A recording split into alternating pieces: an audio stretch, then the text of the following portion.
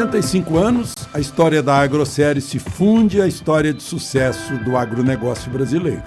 Pelas mãos de Antônio Secundino, fomos pioneiros ao desenvolver o primeiro milho híbrido adaptado ao Brasil.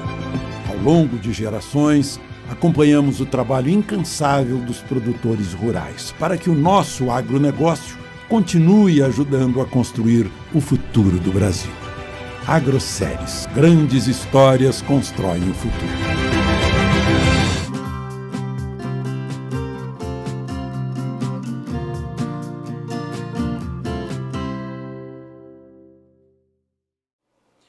E o mercado da soja voltou a se recuperar na sessão de hoje, depois da forte queda que registrou na movimentação anterior no pregão passado. Você que acompanha Notícias Agrícolas viu aí quedas de 30 pontos no primeiro vencimento, mais de 20 pontos aí nos vencimentos seguintes aí. E hoje o mercado recuperou parte dessas quedas, acabou encerrando com ganhos entre 10 e 11 pontos também nos principais vencimentos. Vamos entender o que aconteceu e, mais do que isso, saber quais são as tendências para os preços lá na Bolsa de Chicago. E quem analisa o mercado para a gente hoje é o Aaron Edwards. Ele é consultor, está falando com a gente direto lá de Boca Raton, nos Estados Unidos. Seja bem-vindo, viu, Aaron? Obrigado pela participação mais uma vez aqui conosco no Notícias Agrícolas. Comportamento do mercado, como é que você avalia, como é que você analisa? É normal depois da queda forte de ontem, Aro?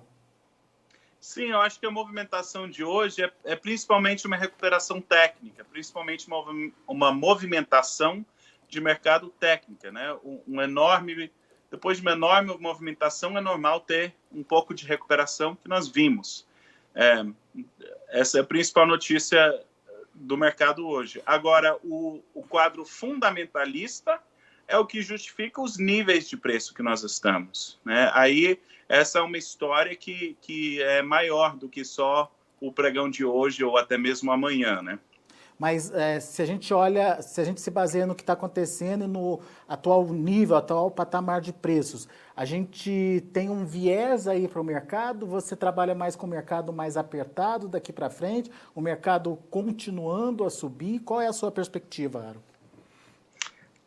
O mercado altista, ele sempre precisa de uma próxima notícia para ele continuar essa tendência de alta. Então, o que aconteceu ontem foi, começaram a aparecer fotos de plantio no Brasil, os fundos quiseram puxar um pouco dos lucros que tiveram dos ganhos fortes, e isso justificou a queda. E hoje teve um pouco de recuperação. Qual que é a notícia altista que pode fomentar preços no curto prazo? O mercado já espera demanda forte, já espera estoques apertados.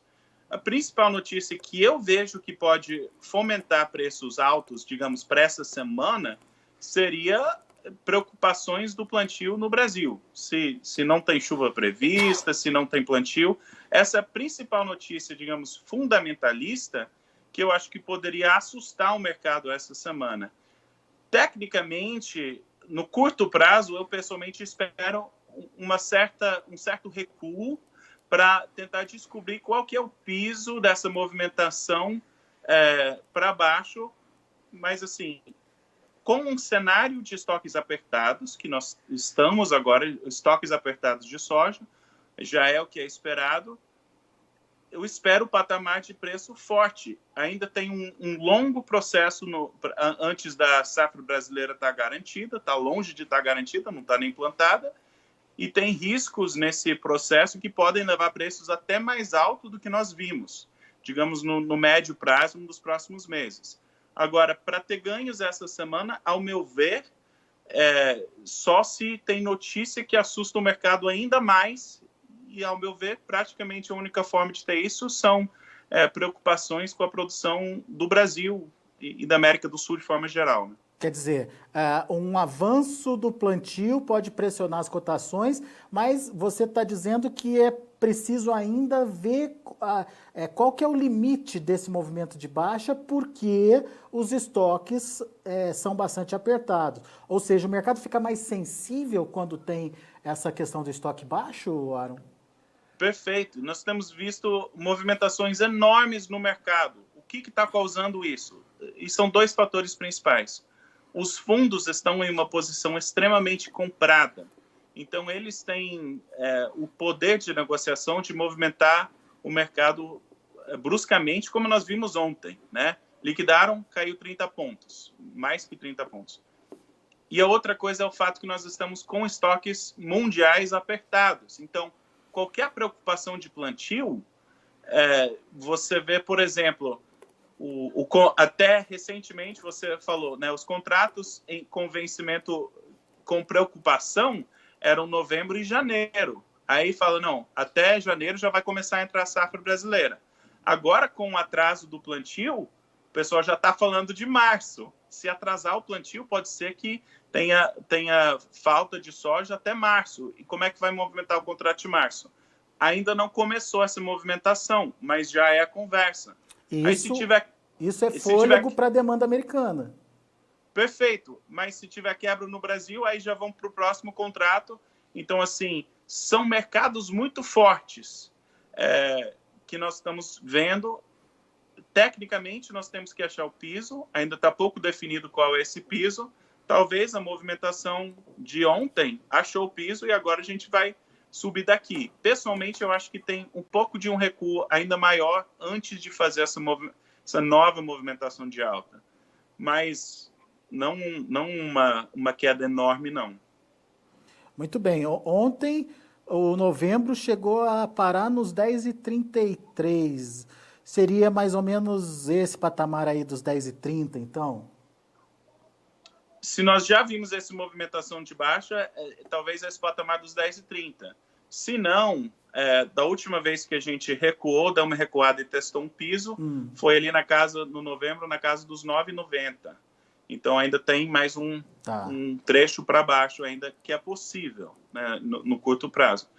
Mas é isso, esse piso que o mercado está tentando achar. Ao meu ver, essa semana é isso que está acontecendo, né? Tivemos uma queda na segunda, estamos de olho no Brasil, recuperação técnica hoje, vamos ver o pregão de amanhã. Será que já achamos a baixa ou será que vamos ter mais um recuo, né? Procurando aí um suporte mais robusto, digamos assim, né? Aaron, o que a gente viu foi o produtor americano, ele tinha um alvo. Daí, quando chegou nesse alvo, aumentou, né, o que o produtor americano queria aí para vender sua soja. Qual que é o alvo dele hoje? O que ele estaria disposto a negociar aí sem titubear, sem pensar duas vezes? E essa conversa é muito interessante para mim. E eu vou contar duas histórias, tá?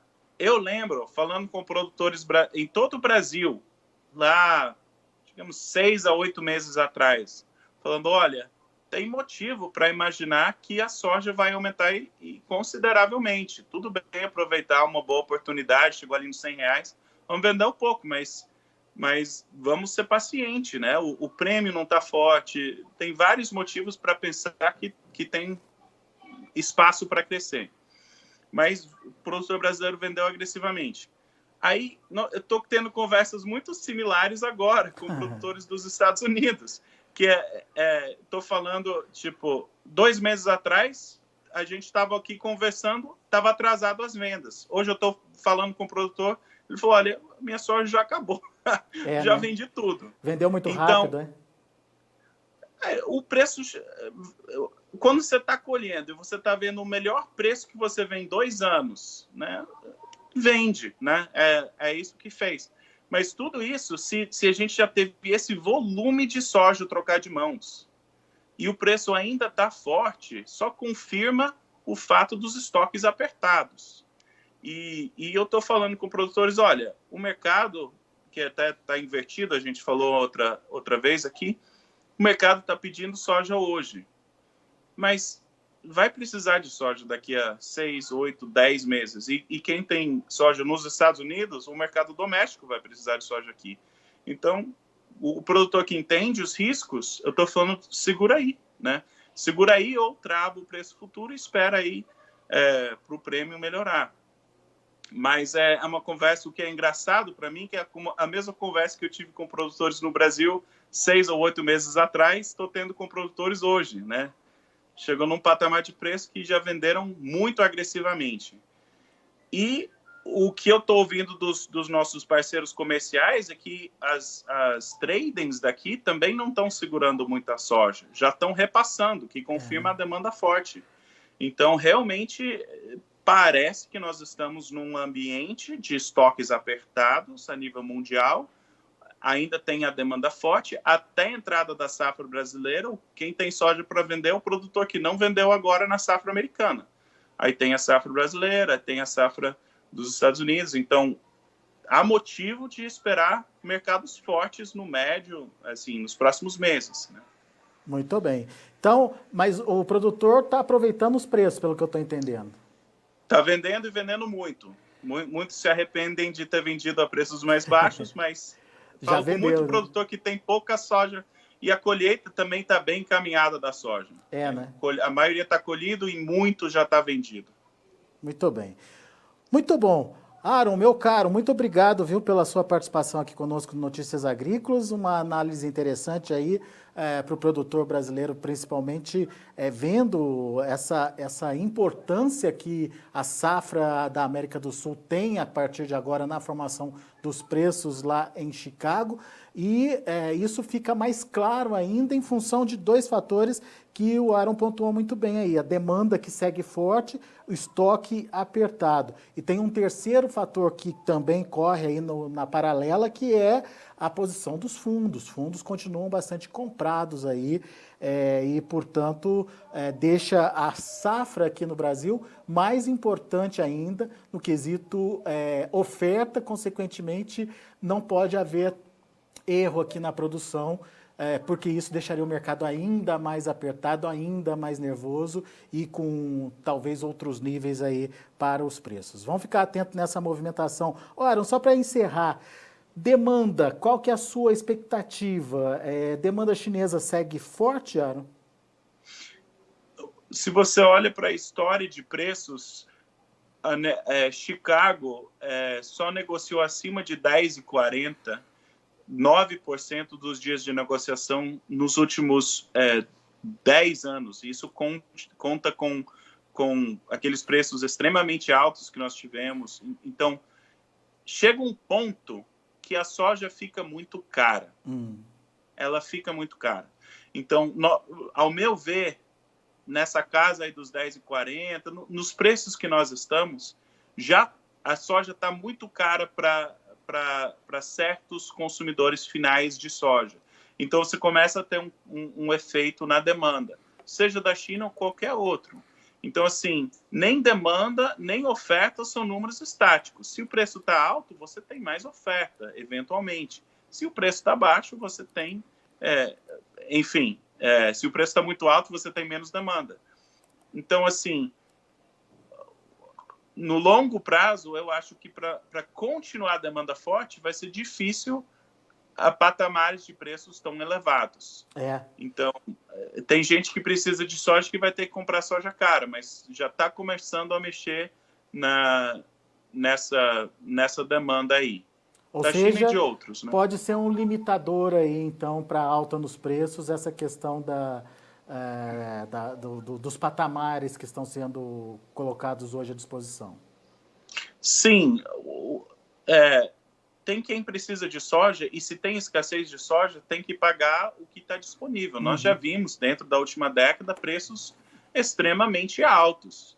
É possível que nós tenhamos preços extremamente altos. Mas você perguntou especificamente da demanda, e é só importante lembrar, chega um preço que a demanda começa a recuar. Que nem a mesma coisa da oferta. Chega um preço que é tão baixo que não é mais interessante plantar. Né? Muito bem. Meu caro Aaron, obrigado, viu, pela participação. Volte sempre. Disponha. Grande abraço. Até a próxima. Abraço. Tchau. Tá aí, Aaron Edward, consultor lá dos Estados Unidos, analisando o mercado para a gente. Hoje, pela análise do Aaron, foi uma movimentação técnica depois das quedas de ontem, mas os fundamentos justificam aí uma continuidade numa pressão negativa dos preços. Segundo o Aaron, fatores como demanda forte e estoque apertado já foram contabilizados pelo mercado e o mercado fica agora de olho no plantio da safra na América do Sul, principalmente no Brasil. Como tem previsão de chuva e o início do plantio já está acontecendo, então existe aí uma tendência de pressão nas cotações. Pelo menos nesse primeiro momento, o viés aí não é positivo. Mas o Aaron também lembra que, apesar de ter um viés negativo para os preços, não dá para contar aí com uma queda muito forte, não, justamente por causa da redução dos estoques. Quando os estoques mundiais começam a ficar mais justos, apertados, a situação de volatilidade é maior e o mercado fica atento a essa questão também. Vamos aos preços? Vamos ver como estão finalizando as negociações lá na Bolsa de Chicago. De olho na tela, vamos lá. Novembro, 10 dólares e 44 centes por bushel, ganhou 10 pontos mais 25. Para janeiro, 10 dólares e 47, 10,25 de alta. Para maio, 10,34, alta de 10,5. Julho, 10 dólares e 38 centes por bushel, alta de 10 pontos mais 25. Para o milho, dezembro, 3,91, 2,25 de alta. Março, 3,99, 2,5 de alta. Maio, 4 dólares e 3 centes por bushel, 2,25 de elevação. E o julho, 4 dólares e 5 centes por bushel, 1 ponto mais 75 de alta. Dia positivo para o milho também. Vamos ver o trigo. Trigo encerrando com queda, mas são quedas pequenas. Dezembro, por exemplo, caiu 0,25 a 5 dólares e 94 centes por bushel. O março, 5 dólares e 97 centes por bushel, perdeu meio ponto. O maio, 5,99, meio ponto de perda também. E o julho, 5 dólares e 92 centes por bushel, perdendo 2 pontinhos. São os números de hoje do mercado de grãos lá na Bolsa de Chicago. A gente fica por aqui. Agradeço muito a sua atenção e a sua audiência.